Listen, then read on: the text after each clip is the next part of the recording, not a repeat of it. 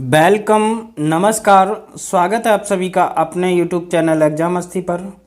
आज है 26 जून और 26 जून 2022 के जितने भी करंट अफेयर्स के इम्पोर्टेंट क्वेश्चन बन सकते हैं वो सभी इस वीडियो में डिस्कस करेंगे और हर क्वेश्चन से रिलेटेड फैक्ट भी आपको बताऊंगा, तो आप पूरा वीडियो को ध्यान से देखिएगा क्योंकि लास्ट में आपसे एक क्वेश्चन पूछूंगा, उसका आंसर भी आपको कमेंट बॉक्स में देना है। तो चलिए स्टार्ट करते हैं आज की श्रृंखला और देखते हैं आज का पहला क्वेश्चन है कि पहली भारत नेपाल भारत गौरव पर्यटक ट्रेन किस रेलवे स्टेशन से हरी झंडी दिखाकर रवाना की गई है। पहली भारत नेपाल भारत गौरव पर्यटक ट्रेन किस रेलवे स्टेशन से हरी झंडी दिखाकर रवाना की गई है। तो इस क्वेश्चन का जो राइट आंसर हो जाएगा वो Safdarganj railway station. Safdarganj railway station से ये हरी झंडी दिखाकर रवाना की गई है। पहली भारत नेपाल भारत गौरव पर्यटक ट्रेन कौन सी है? भारत गौरव पर्यटक ट्रेन दिल्ली के सफदरगंज रेलवे स्टेशन से हरी झंडी दिखाकर रवाना की गई है।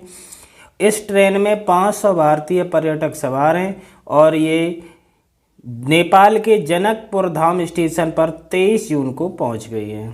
तो इस क्वेश्चन का जो राइट आंसर हो जाएगा सफदरगंज रेलवे स्टेशन हो जाएगा। अगले क्वेश्चन की बात करें तो अगला क्वेश्चन है कि निम्न में से संयुक्त राष्ट्र में भारत की अगली स्थायी प्रतिनिधि के रूप में किसे नियुक्त किया गया है। संयुक्त राष्ट्र में भारत की अगली स्थायी प्रतिनिधि, तो इसका जो राइट आंसर हो जाएगा रुचिरा कंबोज। रुचिरा कंबोज को संयुक्त राष्ट्र में भारत की जो अगली स्थायी प्रतिनिधि के रूप में नियुक्त किया गया है और वर्तमान में ये भूटान में भारतीय राजदूत के रूप में नियुक्त हैं। अब रुचिरा कंबोज टीएस तिरुमूर्ति का स्थान लेंगी, उन्हें उनके जल्द ही कार्यभार संभालने की संभावना है। तो इस क्वेश्चन का राइट आंसर हो गया रुचिरा कंबोज, जो कि वर्तमान में भूटान में भारतीय राजदूत नियुक्त हैं, भारतीय राजदूत के रूप में नियुक्त हैं। वो किसका स्थान लेंगी? टीएस तिरुमूर्ति का स्थान लेंगी। जल्द ही इनके कार्यभार संभालने की संभावना है। ठीक है, तो इस क्वेश्चन का राइट आंसर हो गया रुचिरा कंबोज। अगले क्वेश्चन की बात करें तो अगला क्वेश्चन है कि इनमें से किस संस्थान में 280 करोड़ रुपए की लागत से स्थापित किए गए सेंटर फॉर ब्रेन रिसर्च का हाल ही में उद्घाटन किया गया। तो किस संस्थान में 280 करोड़ रुपए की लागत से स्थापित किए गए सेंटर फॉर ब्रेन रिसर्च, कौन? सेंटर फॉर ब्रेन रिसर्च हाल ही में उद्घाटन किया गया है, इसका राइट आंसर है भारतीय विज्ञान संस्थान बेंगलुरु। भारतीय विज्ञान संस्थान बेंगलुरु में 280 करोड़ रुपए की लागत से स्थापित किए गए सेंटर फॉर ब्रेन रिसर्च का हाल ही में प्रधानमंत्री नरेंद्र मोदी ने उद्घाटन किया है। प्रधानमंत्री ने बागची पार्थसारथी मल्टी स्पेशलिटी अस्पताल की आधारशिला रखी। यह 832 बिस्तरों वाला अस्पताल है। तो इस क्वेश्चन का राइट आंसर हो गया भारतीय विज्ञान संस्थान बेंगलुरु। निम्न में से किस राज्य के मुख्यमंत्री श्री भूपेंद्र पटेल ने 17वें साला प्रवेशोत्सव का शुभारंभ किया है? किस राज्य के मुख्यमंत्री श्री भूपेंद्र पटेल ने क्या किया है? 17वें साला प्रवेशोत्सव का शुभारंभ किया है। तो ये राज्य का नाम है गुजरात। गुजरात के मुख्यमंत्री श्री भूपेंद्र पटेल ने हाल ही में राज्य के प्राथमिक विद्यालयों में छात्रों के नामांकित करने के लिए 17वें साला प्रवेशोत्सव का शुभारंभ किया है। इस 3 दिवसीय नामांकन अभियान का बनासकांठा जिले के बडगाम तालुका के मेमादपुर प्राथमिक विद्यालय से शुरू किया गया है। कहाँ से? मेमादपुर प्राथमिक विद्यालय से शुरू किया गया है। तालुके का नाम बडमान है और जिले का नाम बनासकांठा है।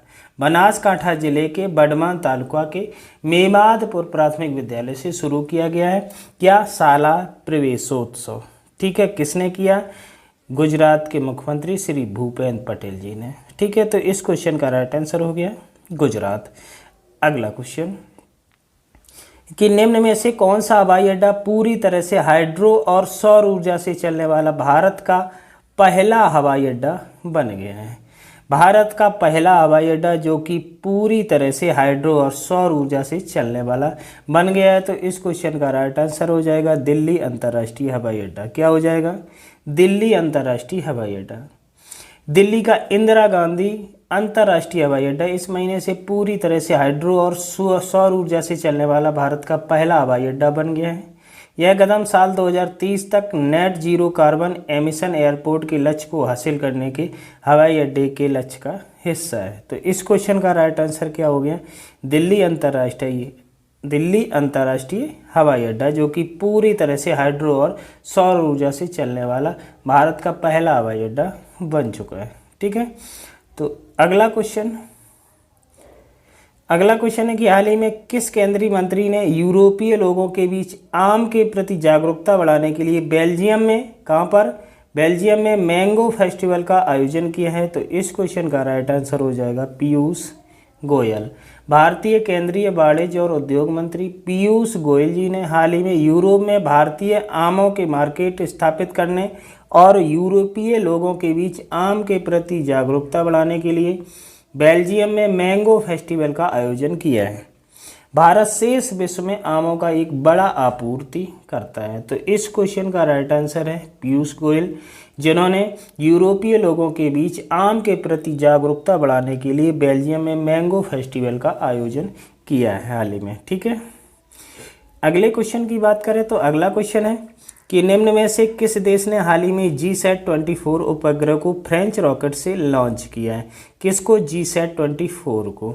तो इस क्वेश्चन का राइट आंसर हो जाएगा भारत ने हाल ही में GSAT-24 उपग्रह को फ्रेंच रॉकेट से लॉन्च किया है, जिसे इसरो द्वारा न्यू स्पेस इंडिया लिमिटेड के लिए बनाया गया है। इस उपग्रह को एरियन 5 अंतरिक्ष प्रक्षेपण यान पर फ्रांसीसी कंपनी एरियन स्पेस द्वारा लॉन्च किया गया था। तो इस क्वेश्चन का राइट आंसर हो गया भारत।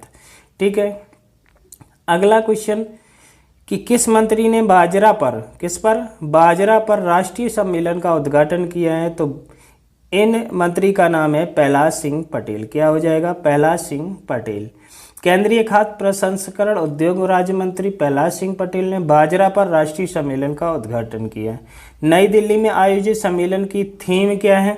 यह आयोजन कहां पर किया गया? नई दिल्ली में, और इसकी थीम थी the future super food for India. क्या थी?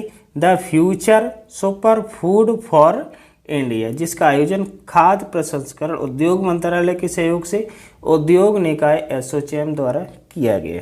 तो इस क्वेश्चन का राइट आंसर हो गया प्रहलाद सिंह पटेल। अगले क्वेश्चन की बात करें तो अगला क्वेश्चन है कि वर्ष 2023 में G20 शिखर सम्मेलन कहां पर आयोजित किया जाएगा? कब? वर्ष 2023 में क्या G20 शिखर सम्मेलन कहां पर आयोजित किया जाएगा? तो इस क्वेश्चन का राइट आंसर है जम्मू एंड कश्मीर। G20 शिखर सम्मेलन की बैठक एक प्रभावशाली समूह है जो कि दुनिया की प्रमुख अर्थव्यवस्थाओं को एक साथ लाता है। अगले वर्ष 2023 के लिए जम्मू और कश्मीर में आयोजित किया जाएगा। तो G20 शिखर सम्मेलन 2023 में कहाँ आयोजित किया जाएगा? जम्मू एंड कश्मीर। केंद्रीय वाणिज्य और उद्योग मंत्री पीयूष गोयल को पिछले साल सितंबर में G20 के लिए भारत का शेरपा नियुक्त किया गया था। विदेश मंत्रालय ने कहा था कि भारत 1 दिसंबर 2022 से G20 की अध्यक्षता करेगा और वर्ष 2023 में पहली बार G20 नेताओं के शिखर सम्मेलन का आयोजन करेगा। अगर बात की जाए G20 शिखर सम्मेलन में शामिल देशों की, तो यहाँ पर शामिल देश हैं अर्जेंटीना, ऑस्ट्रेलिया, ब्राज़ील, कनाडा, चीन, Germany, France, Bharat, Indonesia, Italy, Japan, Mexico, रूस, सऊदी अरब, दक्षिण अफ्रीका, दक्षिण कोरिया, तुर्की, संयुक्त राज्य अमेरिका और यूनाइटेड किंगडम। तो G20 में इतने देश शामिल हैं। ठीक है, तो इस क्वेश्चन से आपको इतनी जानकारी मिल सकती है। अब बात करें कल आपसे पूछे गए प्रश्न की। कल आपसे प्रश्न पूछा गया था भारतीय संचार उपग्रह GSAT-24 का हाल ही में फ्रेंच गुयाना में कहाँ से यूरोपीय अंतरिक्ष एजेंसी के एरियन रॉकेट से सफल परीक्षण किया गया है? तो इस क्वेश्चन का राइट आंसर था कोरू। वैसे हमारे जितने भी साथियों ने इसका आंसर दिया है बिल्कुल सही दिया है। अब हम बात करते हैं आज आपसे पूछा गया प्रश्न क्या पूछा गया है कि निम्न में से किस राज्य के मुख्यमंत्री भूपेंद्र पटेल ने 17वें साला प्रवेशोत्सव का शुभारंभ किया है? यहाँ पर राज्य का नाम पूछा गया है और इसका आंसर आपको कमेंट बॉक्स में देना है। ठीक है। जब भी आपसे क्वेश्चन पूछा जाए तो उस क्वेश्चन के बारे में आपको जितनी भी विशेष रूप से जानकारी प्राप्त हो सब कुछ कमेंट बॉक्स में लिखा करिएगा, क्योंकि जो चीज़ एक बार लिख दी जाती है वो कभी नहीं भूली जाती। तो आज का क्लास आपके लिए कैसा रहा कमेंट करके ज़रूर बताइएगा। यदि अच्छा रहा हो तो वीडियो को लाइक शेयर और चैनल को सब्सक्राइब अवश्य कर लें, ताकि आने वाली वीडियो की नोटिफिकेशन आपको मिलती रहे। मिलते हैं अगली क्लास में कल एक बार फिर, तब तक के लिए जय हिंद, वंदे मातरम।